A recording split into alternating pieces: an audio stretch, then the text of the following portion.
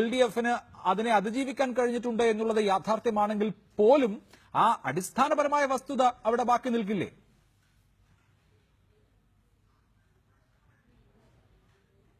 അഭിലാഷ, പല കാരണങ്ങളുണ്ട്. അഭിലാഷേ, മതേതരം എന്ന് നമുക്ക് സാമാന്യനെ വിവക്ഷിക്കാമെങ്കിലും മുസ്ലിം ലീഗ് എന്ന പാർട്ടിയെക്കുറിച്ച് നമ്മൾ കാണണം.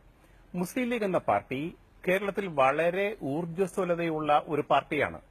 വളരെ ശക്തമായ പ്രവർത്തനം, വളരെ കേഡർ സ്വഭാവമുള്ള അണികൾ, ആത്മാർത്ഥതയുള്ള അണികൾ, അങ്ങനെയുള്ള ഒരു വലിയ പ്രത്യേക രാഷ്ട്രീയ പ്രവർത്തനം ശക്തമായി നടക്കുന്ന ഒരു പാർട്ടിയാണ് ലീഗ്. ആ ലീഗിന്റെ അണികൾ ഇന്ന് അവരുടെ ആഹ്ലാദ പ്രകടനം നോക്കിക്കേ, എന്ത് ആത്മാർത്ഥമായിട്ടാണ് അവരുടെ ഇടപെടലും നോക്കിക്കേ.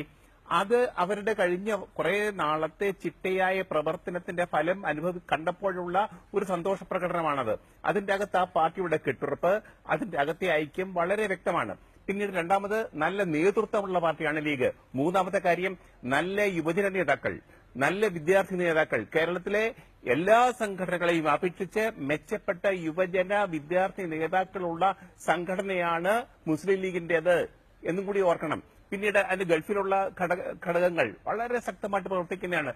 ഇനിയൊരു കാര്യം, ഇനി മതേതരത്വത്തെക്കുറിച്ച്. മലപ്പുറം ജില്ലയിൽ, പ്രത്യേകിച്ച് മലബാറിൽ മുസ്ലിം സമുദായം അവിടുത്തെ ന്യൂനപക്ഷങ്ങളോട് ഇടപെടുന്നത് അങ്ങേയറ്റം സൗഹാർദ്ദപരമായി സമവായത്തിന്റെയും സഹായത്തിന്റെയും ഭാഷയിൽ ആണ്. മലപ്പുറത്തെ ന്യൂനപക്ഷങ്ങളോട് മുസ്ലിം ലീഗും മുസ്ലിം സമുദായവും ഇടപെടുന്ന. അഭിലാഷ്, നമ്മളത് പുറത്തുനിന്ന്, ഞാൻ തിരുവനന്തപുരത്ത് നിന്ന് വർത്താനം പറയുകയാണ്.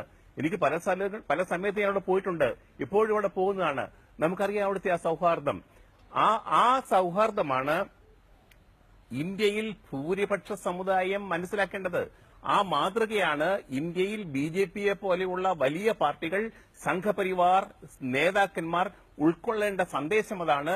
ആ സന്ദേശത്തിന്റെ ആകത്തുകയാണ് ഇന്നത്തെ കുഞ്ഞാലിക്കുട്ടിയുടെ വിജയം.